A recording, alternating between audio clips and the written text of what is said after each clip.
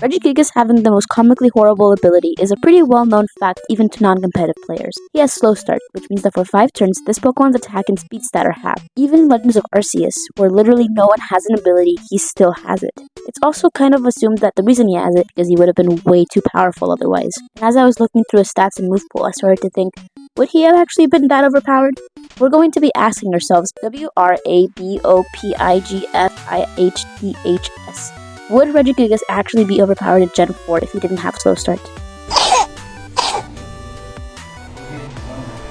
So full disclosure, I wasn't a very active player back in the heyday of Gen 4 DPP Ubers, and mainly that's because Pokemon Diamond and Pearl came out in September 28, 2006, and Pokemon Platinum came out in 2008, and I was born in 05. That means that I was around 1 to 3 years old, which kind of made it hard for me to be a serious competitive player back then. So, the things that I will be saying here are what I've gathered from the internet and YouTube in regards to DPP Ubers. So it's not a first-hand testimonial on how the metagame was back then. Right off the bat, in this alternate timeline, I'm going to assume that he has the ability Pressure. I'm giving him this ability because it's the most common one among legendary Pokemon. It's good enough that you can actually benefit from it. It's not broken, like Guerrilla Tactics, for example. It's reasonable. So in order to answer this question, we're going to see a couple things. We're going to analyze his stats. Step 2, we're going to analyze his move pool. And step 3, we're going to see how well he would match up against the top threats in the meta, that being Dialga, Kyogre, Groudon, and Giratina. Also, I want you to know that DPP Ubers is an amazing metagame, and it's incredibly complex. So throughout this video, I will be simplifying many things. It's just a short analysis about how I think this would go in his alternate timeline, and I'm going to miss a lot of things. I'm just trying to get the main idea, essentially. First one. Short stat analysis. He has a base attack stat of 160 and a 100 base speed stat, good bulk and subpar special attack and stat that we don't care about. But these two stats are the ones that I want to talk about the most. Even today with Pokemon with insane stats like Groudon or Miraidon, this spread is still amazing. But how good is it compared to other Uber Pokemon at that time? Well, there are about 23 Pokemon in total in DPP Ubers, and although you can use Pokemon that are ranked below, these are the ones that belong in this tier. And the one with the highest attack stat is the Deoxys attack at 180. This means Regigigas would have been the Pokemon with the second highest attack stat in that tier. Furthermore, that 100 base speed stat is pretty amazing, and there was a notorious speed stat tie between Giratina, Kyogre, and Groudon. Now let's go back to its defensive and HP stats. He has 110 stats across the board. Basically, we have a Pokemon with a similar explosive power to Dialga's attack, without those terrible fragile stats. And he doesn't have to be afraid of Stealth Rock or Spikes popping a sash. While Mono Normal isn't ideal, one thing to note is that he does take neutral damage from Stealth and Spikes, which is good, something that Ho-Oh wishes that he had. And that means that he takes neutral damage from all the Draco Meteors flying around, since Dragon was a very dominant type, and having Draco Meteors being thrown around was one of the things that this tier was known for at the time. Overall, the stats are really amazing and worthy of building your team around in my opinion. Number 2, time for the move pool. A Pokemon's move pool is one of the most important parts in its competitive viability. It's one of the reasons that Flareon, who could have been an amazing OU Pokemon back in the day, was terrible, because even though it has solid stats and an amazing attack stat, it didn't get Flare Blitz for the longest time. So how good was Regigigas' move pool? Back in Gen 4 specifically though, because he has been given new moves since then obviously, but we don't care about that. I'm going to list all of the most impressive moves that he had back then, and I'm going to explain why I think they would be good and who they would be good against. His Earthquake, Fire Punch, Ice Punch, Knockoff, Thunder Punch, Sand Headbutt, Stone Edge Return, Iron Head, Brick Break, Rock Slide, Superpower, Avalanche, Rock Slide, and Crunch. So honestly, that's not bad at all. Moves like Earthquake would be great against the top Pokemon like Dialga, Crunch would be great against Giratina, Ice Punch would be fantastic for Garchomp, Giratina, Latios, Lugia, Rayquaza, Salamence, and Shaman Sky. That's 30% of the metagame, or 34 if you count Giratina as 2 Mons. Thunder Punch would be great against Ho-Oh, Kyogre, and Lugia, and Knockoff, even though back then was only 20 base power, would still be great obviously. Stone Edge and Rock Slide would obviously destroy Ho-Oh, and a Max Happiness Stab Return off of him would honestly hurt a lot to literally anybody. But we'll come back to that one later. So just to summarize everything, we're dealing with a Pokemon with the second highest attack stat that outspeeds almost everybody else in the tier, has great coverage for most of the Pokemon in the tier, and is not fragile. So, we're not done yet, and that's pretty impressive. But I want to go more in depth and see how he would dwell individually against some of the top Pokemon. Also, fair warning, this is the section in the video where we'll have to simplify the most stuff, because it can get kind of complex and long to theorize about how I would have done individually against all of these other Pokemon. First off, Dialga. Dialga was probably the top Pokemon in DPP Ubers. Offensively and defensively, he was terrifying. Common sense it would run were utility-oriented movesets, or Choice Specs, Choice Scarf to deal with speed type. He had very powerful moves like Draco Meteor, Outrage, Fire Blast, and Thunder Punch, and also the overpowered Stealth Rocks. With stats like those, Dialga was a reliable pick and just overall amazing.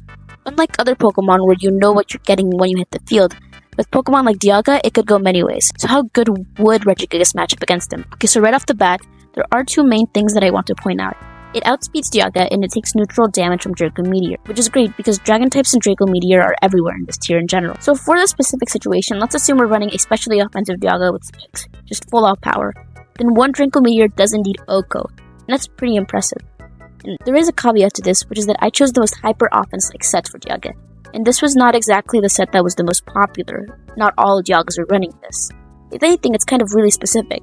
Like I said, he was defensively a beast, so many would actually run a specially defensive or support-like set in lieu of an offensive one, so that it can take all those Draco Meteors that were coming at him, since he was a Dragon type that took neutral damage from other Dragon type moves, and that was very valuable back then. And Regi does very different in this case. If Regigigas is faced against a support like Dialga with Draco, it does an OHKO, but like I said, Regigigas outspeeds Dialga by 10 points, and Regigigas gets access to Earthquake, which hits Dialga for super effective damage.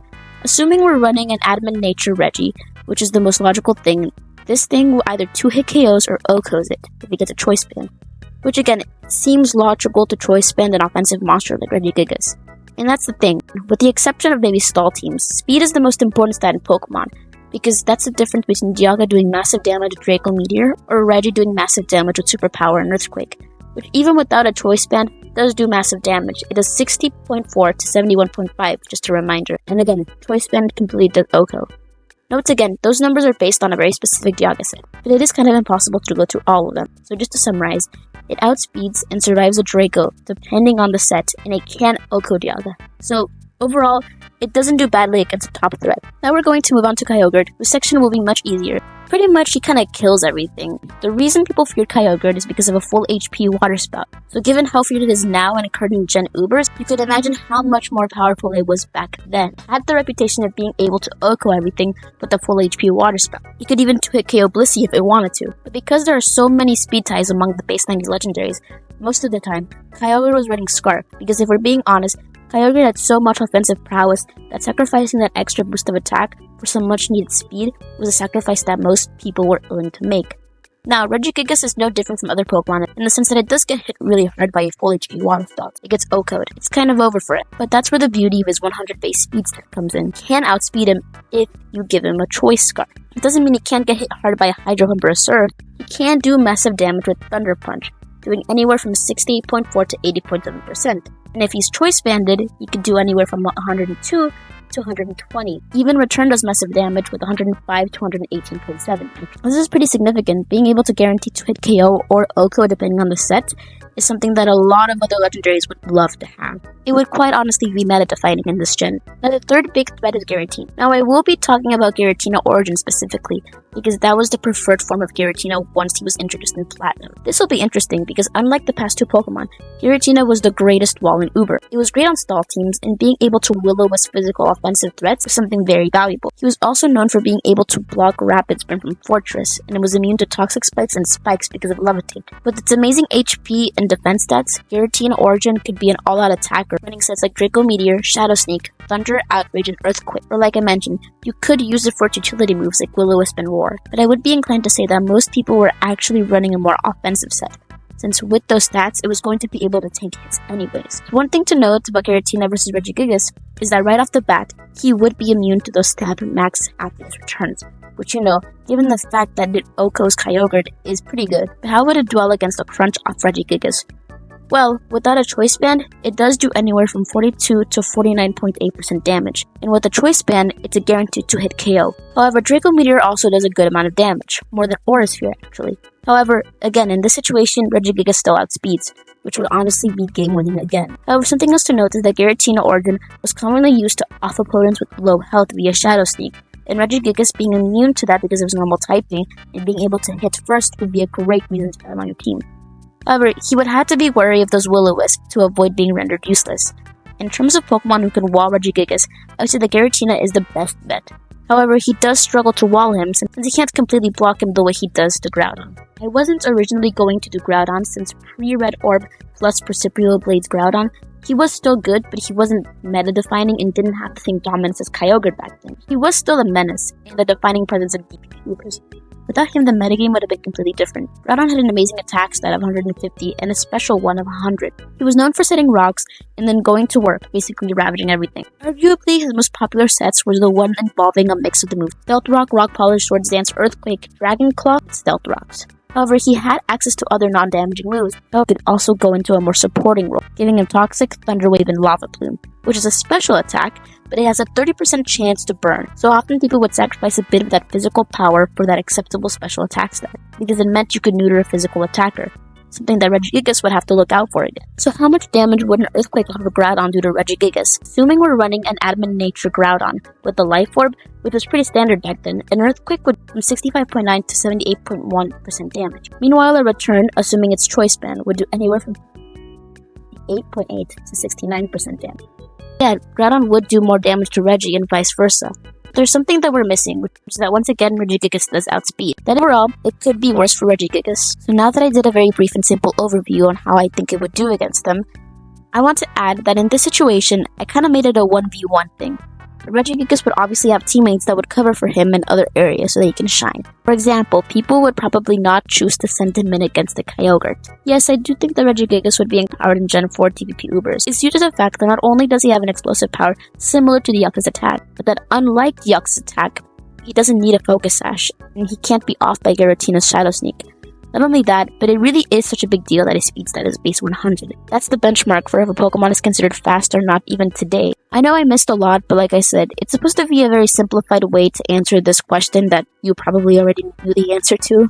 Maybe you would have done it a different way, but this is the way that I thought made more sense to me. I won't lie, I guess because I was thinking maybe from a perspective of someone in 2024, I didn't think that he would have been too overpowered. But after doing some digging into DPP Ubers, I can say nerfing him was probably for the best, or it would have made a beloved metagame very unbalanced.